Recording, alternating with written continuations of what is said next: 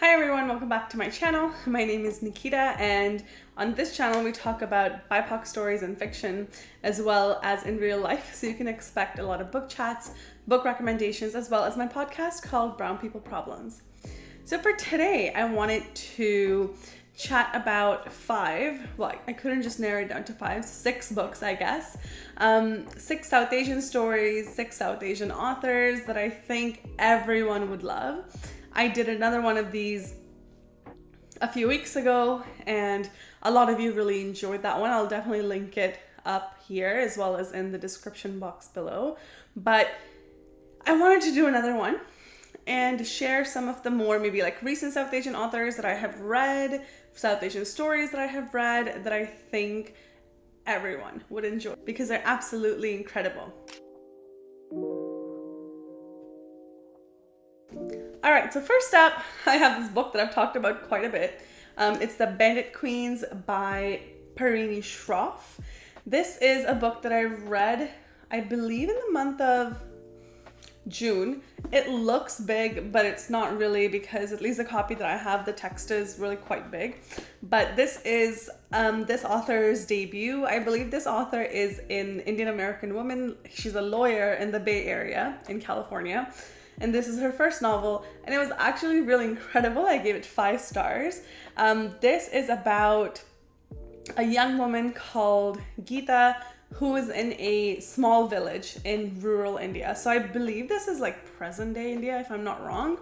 It was kind of hard to tell because there wasn't anything that would obviously give it away to being like historical setting, but it's in rural India and it follows this young woman named Gita whose husband runs away or like disappears, and everyone in her village assumes that she killed him. So she gets this reputation of being this witch woman and this like murderess, and initially she doesn't like it, but she actually learns to live with it because it's afforded her a lot of freedoms, especially freedom from some of like the more like lecherous men in her village who want to make her marry them. So she's really enjoying singlehood. However, what starts happening is other women in the village start coming up to her with proposals to dispose of their abusive husbands. And so she finds herself wrapped in all of these potential like murder plots. And it's really quite funny. Like there's some satire in this. There's definitely in the second half like a lot more social commentary on the caste discrimination and class discrimination that exists in South Asian countries, especially India. And it was really quite lovely. I would say more like for me, the beginning was just a little bit slow and it really picked up for me in the middle and it got really funny. I really enjoyed it. It's a quick read. It's a very fast read. This is very relatable. You don't have to be South Asian to be able to find a lot of what's going on super relatable, because you see like this one of the themes is female friendships and her kind of reconciling with some of her older friends, and you really get to see the dynamics of female friendships and just how complex and nuanced they are, and the author does a really good job of that. The author does also like a really good job of painting again, like gender discrimination, that again, we don't have to be from that part of the world to be able to resonate with it. It certainly does resonate even today in other parts of the world. So I really enjoyed it. I think everyone would love it and should check it out. I gave it a 5 stars. And this is a literary fiction, for those wondering. And another literary fiction that I have is Jamila Green Ruins Everything by Zarqa Nawaz. Now, Zarqa Nawaz is a Canadian Pakistani, I believe. Yeah, Canadian Pakistani woman. She is, if you're from Canada or from the States, there used to be this show 15 years ago. They used to air on Canadian television. It was called The Little Mosque on the Prairie, sort of like a spin-off of Little House on the Prairie. And Zarqa Nawaz is the writer and the producer of that show. And this is her book. I believe apparently took her like 10 years in the making, this book. And it's a satire and it's hilarious. I had such a good time reading this book. It's very fast paced. It definitely has some dark humor in it, and because it's satire, like it talks about a lot of like dark themes like Islamophobia and terrorism, but with like, you know, a lot of like humor thrown in, and a lot more satire thrown in to help you digest it a little bit better, I guess.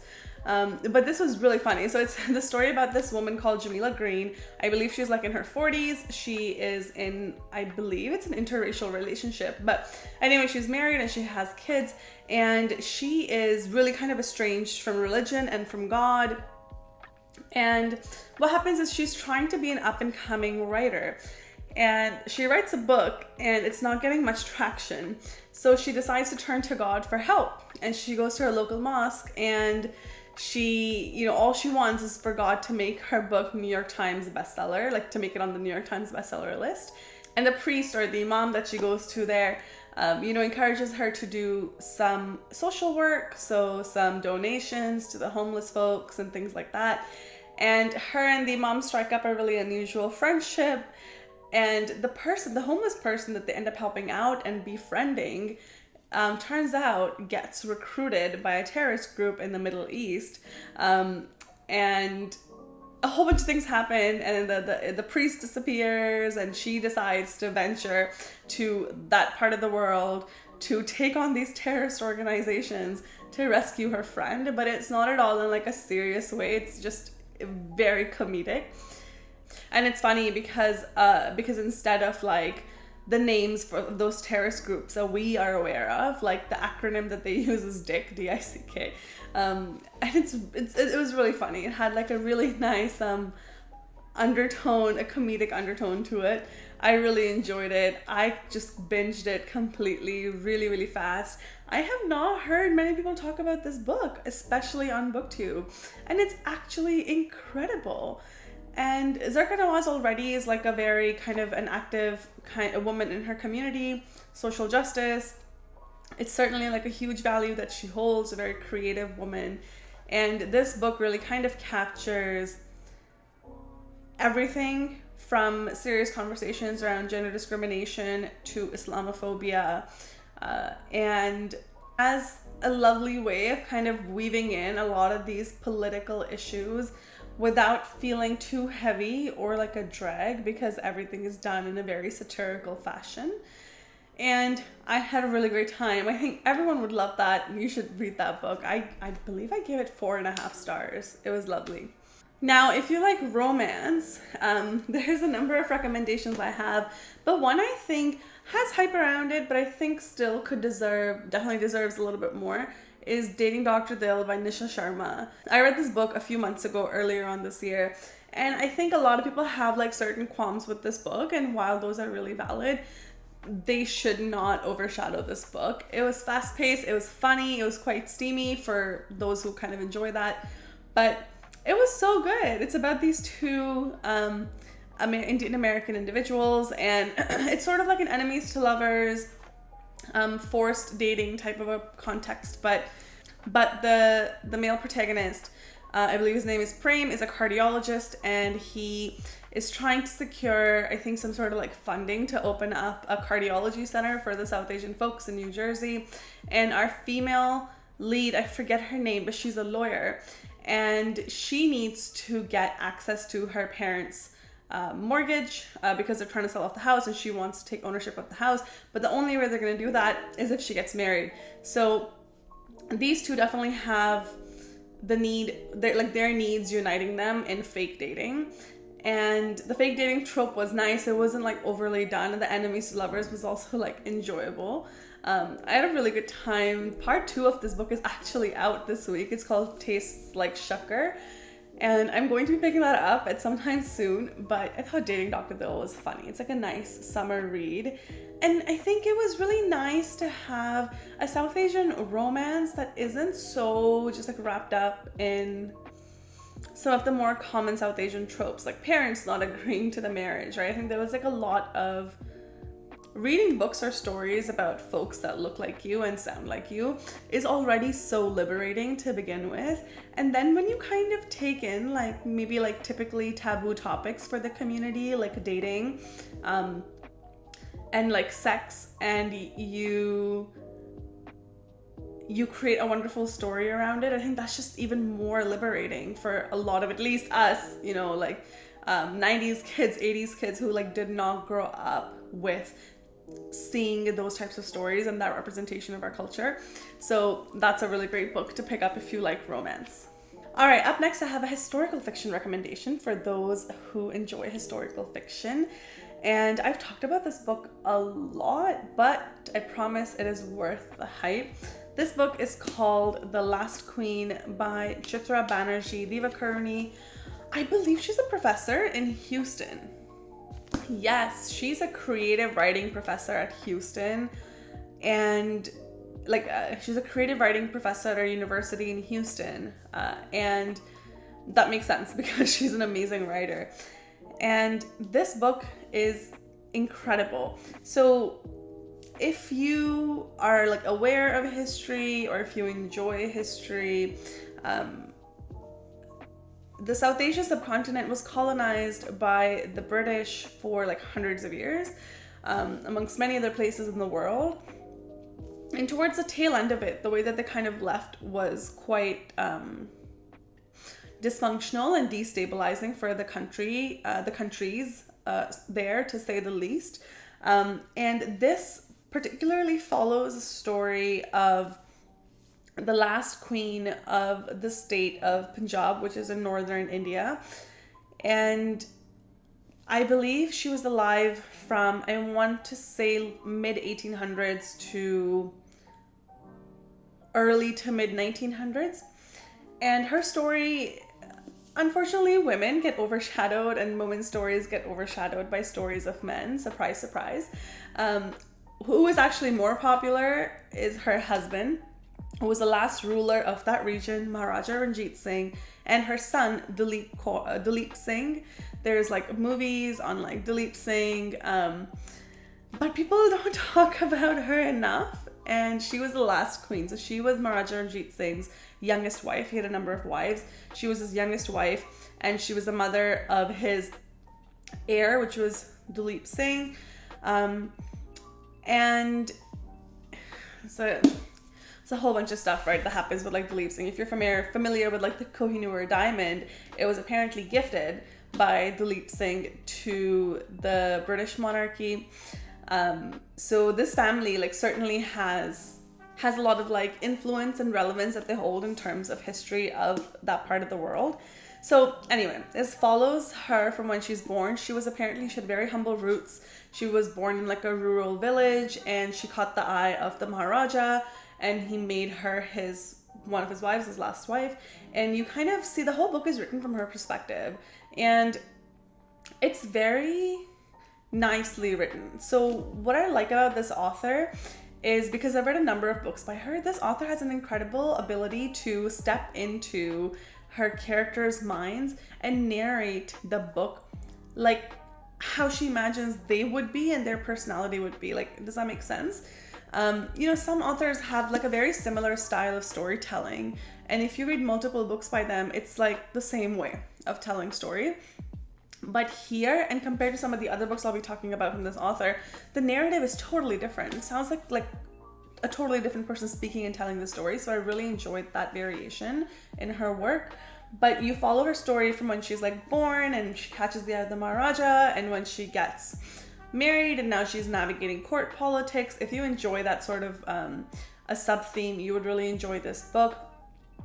And while at the same time, all of this, the revolutions against like the British ruler happening, follows her to the end of her life as well. When she dies, I believe she dies in England, and a little bit of the story is around like her son Dalip Singh, who like the British, the king at the time did not allow him to visit her. So anyway, it's really nice. Towards the end, it is certainly like a little bit heartbreaking, like to say the least. So is like, that's a reality, that's our history. I had a really great time reading this. I don't know what else to say about it, except that this is a story about a real life powerful woman who started from really humble roots, managed to navigate court politics and like country and religious politics, and how she just navigates that to the end of her life, when literally she's been like sucked dry of all of her inheritance, all of like her wealth, all of her power, and how she just navigates that. I thought that was incredible. This is a real life portrait of her. It's really quite nice. This is actually the only surviving portrait of her. This was apparently made at the end of her life, and it was commissioned by her son. It's actually interesting, fun fact. Apparently, when the British destabilized that kingdom, they abolished that kingdom, and they had taken all the wealth. So that's when the Kohinoor was gifted. But she had no access to any of like her jewelry, her wealth, her jewelry, everything was taken from her. So apparently, when her son, Duleep Singh, commissioned this portrait, he had to ask the British government and borrow from them her jewels so she could wear them for the portrait, like the jewelry that she used to wear every day when she was the Maharani. So make of that what you will, but this book was great historical fiction. I think everyone should check it out. All right, after that, if you enjoy mystery, if you enjoy murder mystery, I have The Bangalore Detectives Club by Harini Nagendra. She is also a professor, but she's in Bangalore in India. And this is very like sweet, not cute, but it's just like a quick, sweet little beach mystery read. Nothing too heavy, nothing too like psychologically destabilizing that's gonna have you like stay awake for hours at night. But it's really fun. It's really quick. It is actually, it's not even 300 pages. Perfect size in my opinion for a mystery. But this follows the story of Kaveri, who's a young bride. So this is like 1920s India, by the way, if I didn't say that already. So there's a really lovely historical element to this. And she's a young bride, and she's a homemaker because at that time it was not, it was frowned upon for women to be pursuing careers outside the home. But her secret obsession is math, and she loves math, and she wanted to be a math professor. So she's 19, she's newly married, and she moves to Bangalore to be with her husband, who's a physician, who's really quite well off. And she attends some sort of a work party with him, and then she witnesses some commotion there. And she ends up being involved in solving this murder mystery. And it's really this, it's like a female sleuth in colonial India. Again, like a lot of colonial references, because at that time the British were still very much in India. So if you like mysteries and it's something different, it's not the same old mysteries that we're getting these days. I'm the only types of psychological thrillers or mysteries that I'm seeing these days are just like, you know, you have an unstable woman who's the lead, and then it's like very predictable tropes. So this was really nice to read. I have the second part of this. I'm going to be reading it soon. All right, and we're down to the very last recommendation. If you like mythological retellings, and if you liked Keki by Vaishnavi Patel, I have a few mythological recommendations. Now, Vaishnavi Patel was not the first one to do a South Asian mythical retelling. Before that was Chitra Banerjee, the same author of The Last Queen. She has been doing mythological retellings, and they're incredible. They're definitely, like, her writing is like a lot more complex than these two. So remember how I was saying this author really kind of inserts herself into the mind and the personality of that woman, and she kind of writes, the narrative is very much like that.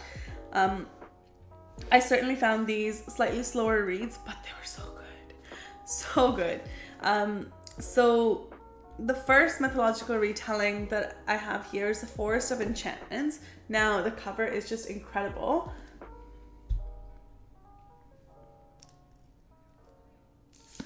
And even just inside, like the dust jacket is beautiful, and even the inside cover, oh,